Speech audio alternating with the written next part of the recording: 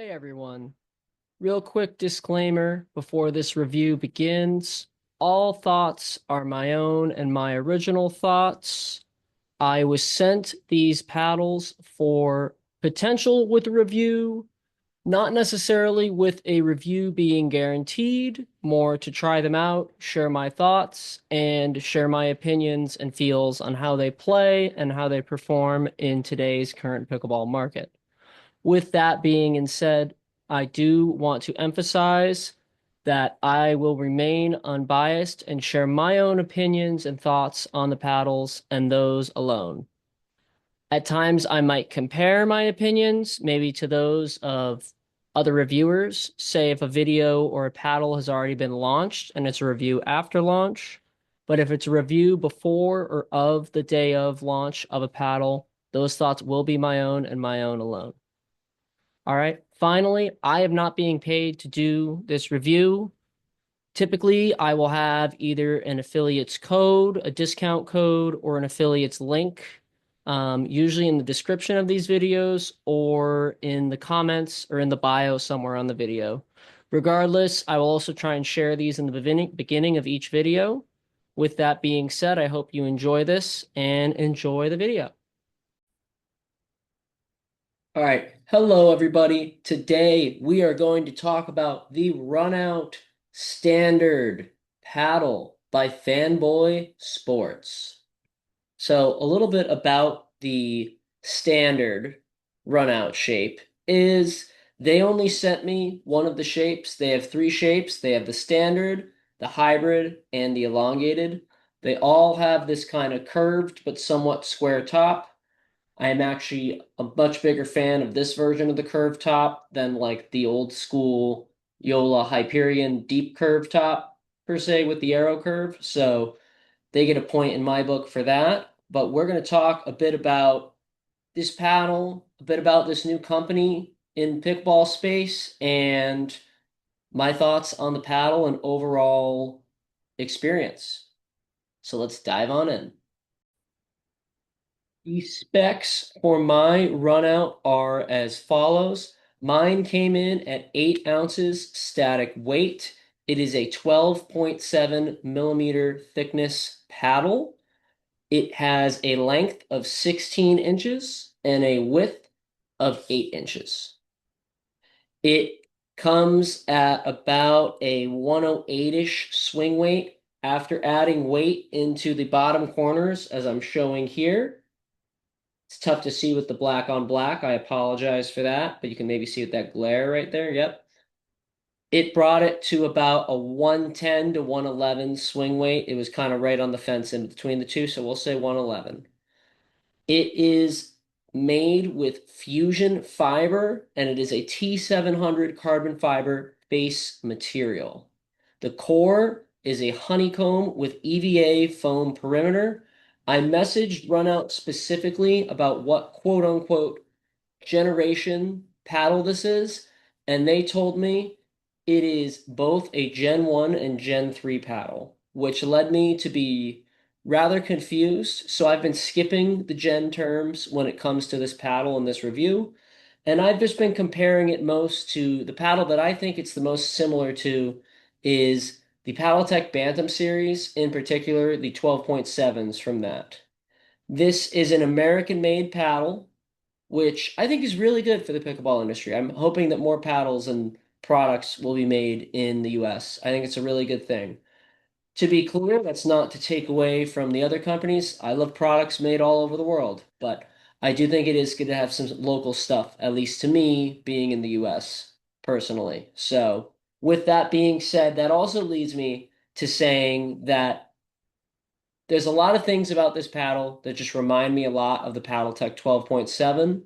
Um, Now, kind of leaving the technical specs and diving into more personal experience with the paddle specs, my runout I felt played like an all court paddle, both in pop, in power, in feel, in ability to maneuver the ball and placement.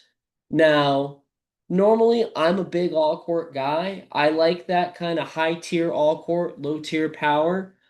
I would put this kind of square in the middle of all court, and I do think it is a really good offering in the all court space.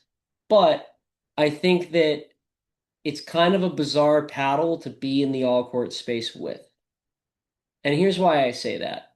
So we have, I could round it up and say it's 13 millimeters since it is closer to that than 12, but we have a 12.7 millimeter paddle here. Typically, when it comes to the thinner paddles, they're usually more designed towards power paddles. Now, I do think that innovation in the thinner paddle space is good, but I think that this paddle should have been a little hotter than it kind of came out per se or to be. And with that being said, because of it not really having that kind of power category that everyone seems to be chasing these days, it puts it in a bit of a different place. Now, after code, these come in at $180 USD. I do not have a code at the time of recording this with Fanboy Sports. I have been messaging back and forth with them about getting this set up. Their affiliates program for the sign up for me is a little bit more different than a lot of the other codes. Usually, when we go in and sign up kind of for codes and all that stuff as reviewers. So, at the time of recording, I do not have a code. I will add the code to the bio and link it in my codes big list, the Google Doc that I normally do, and leave in all of my videos in the description. And from there, you will be able to use that code. For now, this is a review without a code, which is completely fine. It's not my first, and it probably won't be my last. But yeah, so I do want to talk more about now the paddle in general. I think that this is possibly one of the best feeling handles I've ever held on a paddle and played with. I do actually wish it was a smidge shorter. I know that's a really weird thing to say, but it's at that like 5.6 to 5.7-ish range of handle. And I don't know. I really like that 5.5 right on the dot. So, but for those of you that think the 5.5 might be a little smaller for you, this is more than enough room personally for that good old Tui, as they say. So, moving into a bit of kind of modifications, I didn't feel this paddle needed a lot of weight or anything like that. It comes in at a pretty good kind of weight and speculation, especially for a standard shape paddle. So, I ended up just doing my 3 inches of Pickleball Effect tuning tape, the point 0.5 in kind of the bottom of the face going into the top of the bottom corners here. We'll call that 4 and 8. I would call it probably more of, 3 and 6. I'm sorry, not 3 and 6. We'll call that, you know, more of kind of 3 and 9-ish, getting up to here kind of, but not quite there per se. So more-ish between that and 4 and 8. But I did really enjoy the overall paddle's playability without the weight. I think that this is a paddle you could play stock. You could add a lot of weight to it. I think it can do both really well.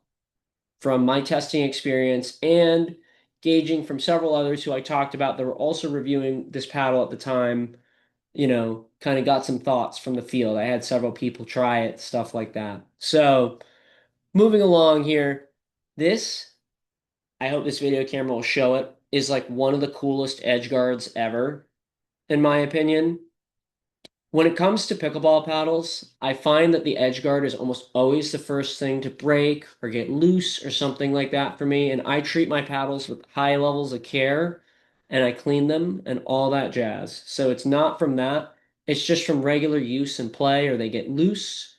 It's usually cores, edge guards, and then grit.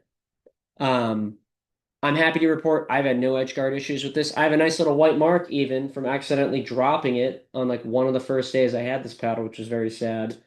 But it's got the grit, it's got the edge guard, and so far the core is extremely durable. So I put about a month of testing onto mine. I will keep testing this paddle well after this review, just mixing it in with comparisons and stuff like that. But as of right now, as I've said earlier in the video, I do think this most relates to the Paddletech Bantam series. And I know they have the wide body versions of those too. I would compare more towards those. I know they have the ESQ and they have the Annalee. I think it's probably more like the ESQ than the Annalee. Now, moving on to my overall thoughts and recommendation for this paddle. So my overall thoughts of the paddle is it's good, but it's just not 16 millimeters, unfortunately. I am a 16 millimeter guy at heart. I like my paddles nice and thick in that regard and forgiving. And I find it very difficult to play with a lot of these thinner paddles usually if there's not a really great reward. And I just didn't feel like there was enough of a reward to go to this thinner paddle per se. With that being said, I do think this is a great paddle for people who like thin paddles and don't want an absolute bazooka or cannon of a paddle. If someone just wants like a general paddle on the thinner side that plays good, it plays clean, it's got good spin, all that stuff, this is the paddle right here, 100%. Because you're not going to get much else in this thinness, I should say, category that's in the all court category. I actually don't even think I can think of another paddle that is a 12.7 that is an all court compared to this one. So they're occupying a unique space in that regard. Now, I don't think it's the greatest space to be in personally, but it could be if there's a big resurgence of that kind of 12.7 millimeter in the mass market. I think right now most people have a 16 millimeter paddle or a 14 millimeter paddle would be my guess. So if you like a little thinner than a 14, this could be a good option for you. Now, my recommendation, I would recommend this to people who really, really like a thin paddle, want an all-court paddle, and want something American made. All right, that is my review of the Runout standard shape. I hope you guys like this. Let me know your thoughts in the comments. Be sure to like, subscribe, and stay tuned for more videos.